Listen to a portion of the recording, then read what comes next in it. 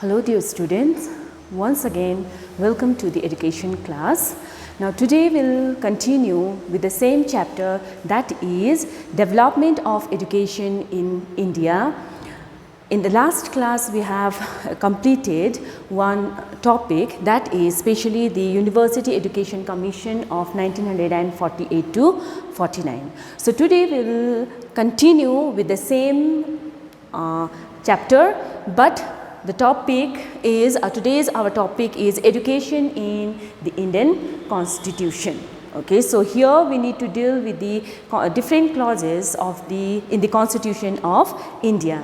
Now, the present Constitution of India was put into effect on 26th of January 1950, which declares that India is a sovereign democratic republic. Now, the Constitution is one of the unique document which present before us an oath for developing the Indian states as well as the society, but on the basis of liberty, equality, fraternity and justice. Now, the framers of the Indian Constitution believe that building a nation is not possible only by strengthening the administrative system of the country, because the administrative system of the country becomes successful only when it has got certain good social qualities like we have already done, that is the justice, liberty, fraternity and the equality. Now, on the other hand, that the social ideals will have to be, or the values of the citizen, if you keep them aloof of the education, that is if you keep the citizens away from the education, then at that time it is not possible to develop any nation. So, the framers of the Indian Constitution realized the fact. Now, because of this, some of the important measures or the important clauses were included in the Constitution of India, especially regarding the education of the citizen. Now, Constitution in its original form, that is in 1950, especially imparting education, the responsibility of imparting education was given to the state government. But afterwards, they realized that the education covers all the areas of the national life. So, it should not be the separate responsibility of the state government only. So, that is why at the 42nd amendment, that is in 1976, the education along with some of the other subjects have now included in the joint responsibility of both the center and the state government. Now, let us discuss some of the important points or the clauses of the Indian Constitution. The first clause is clause 41 of the Indian Constitution. Now, clause 41 of the Indian Constitution is specially related to the it sanctions the right to work or the right to education. Now, in the clause 41 of the Indian Constitution, in its directive, the right of every Indian citizen was guaranteed for receiving education, and the state shall within its limit of economic capacity make effective measures, especially for securing the right to work as well as to education, because we are very known to the fact that during the British period, mostly a special class of the Indians enjoyed the right of receiving education. So, this clause of the Indian Constitution, that is the clause 41 of the Indian Constitution, has given the right to every Indian citizen, especially in the field of education and as well as in the field of work. Now, in the second clause, that is clause 45 of the Indian Constitution, now this clause is taken into consideration in order to give effect to clause 41 of the Indian Constitution, and clause 45 of the Indian Constitution is specially related for providing free and compulsory education to all the citizens of India. Now, these clause which were included here, the clause states that the state shall endeavour to provide within a period of 10 years, that means in 1950 the constitution was adopted. By 1960, that means after the 10 years of, that means from the commencement of the constitution, within the 10 years, to provide free and compulsory primary education to all the children, especially until they complete the age of 14 years. So, till today, even the free and compulsory education is imparted to the children. Now, this clause is very much important because it talks about the free and compulsory primary education, which is also related to the universalization of the primary education.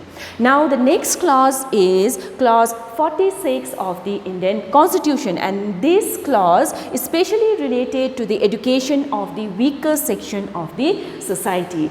As when we go through the history of India, what we can see is that a special group of the people were debarred of receiving education. That means they were not allowed to enjoy the right to education. So, this clause is specially related to upgrade the condition of those people. Now, in the clause 45 of the Indian Constitution, in its directive states that the state shall promote with special care the educational and the economic interest of the weaker section of the society, particularly the scheduled caste and the scheduled tribe, as well as it is the responsibility of the state to protect them from the economic injustice and the exploitation. So, this is about clause 46 of the Indian Constitution.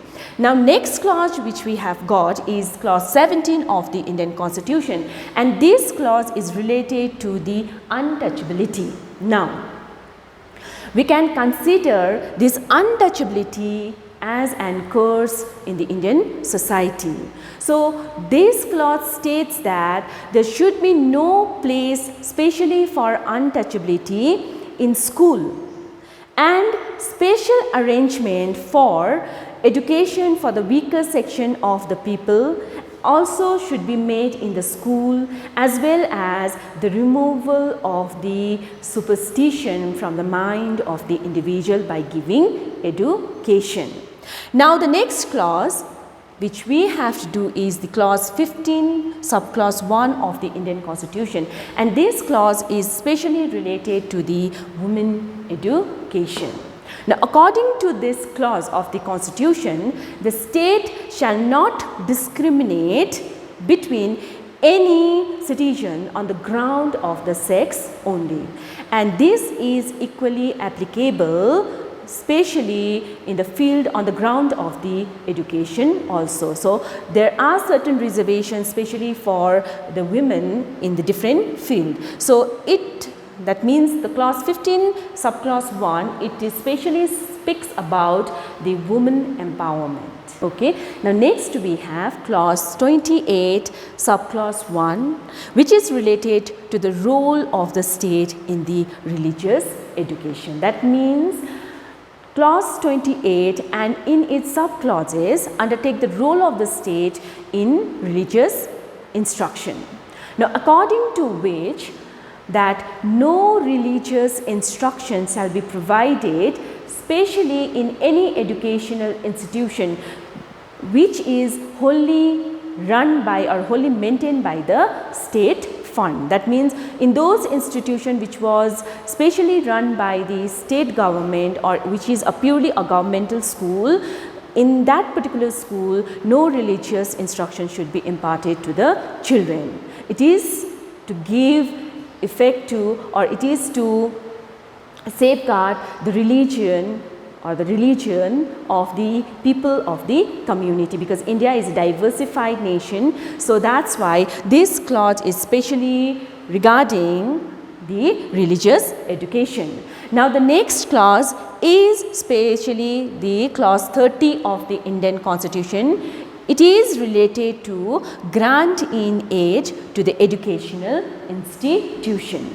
Now according to this clause, in granting the aid to the educational institution, the state shall not discriminate between or against any educational institution which is specially under the management of the minority, if it is based on the religious or in the linguistic minority group.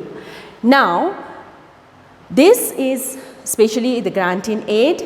Now, the next two clauses which we have is regarding the mother tongue as well as to promote Hindi as our national language. That means this clause, that means the clause 350A specially talks about the promotion of the mother tongue as a medium of instruction. That means especially in the primary or primary education centers or in the primary schools, the mother tongue should be the medium of instruction, so that every little children will be able to understand, because we know that we understand more especially in our mother language.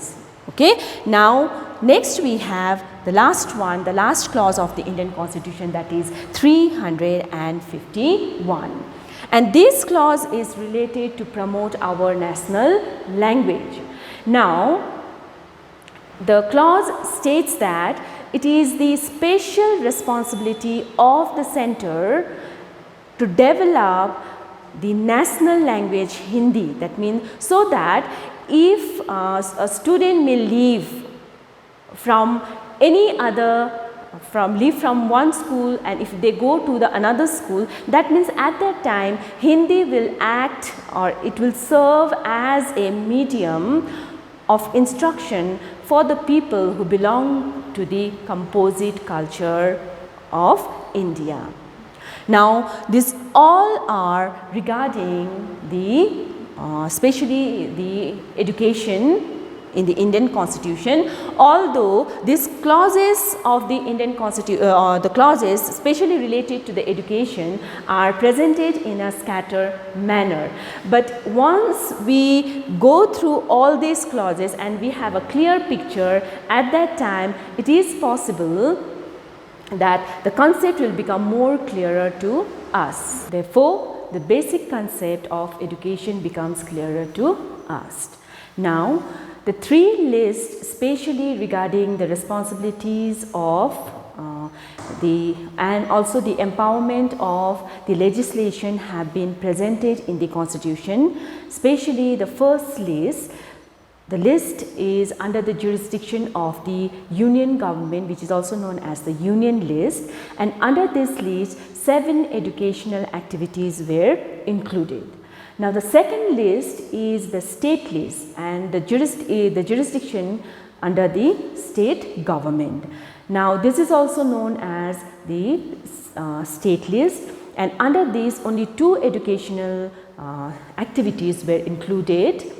Now the third list, especially the concurrent list, in this list which comes the jurisdiction under both the state and the central government. That means both the state and the central government jointly takes the responsibility of these activities, and over here also the 6 educational activities were included. Now all these indicate that the framers of the Indian Constitution were very much aware of, especially about the importance of the education, as well as keeping in the Indian culture intact, the Indian cultural diversity.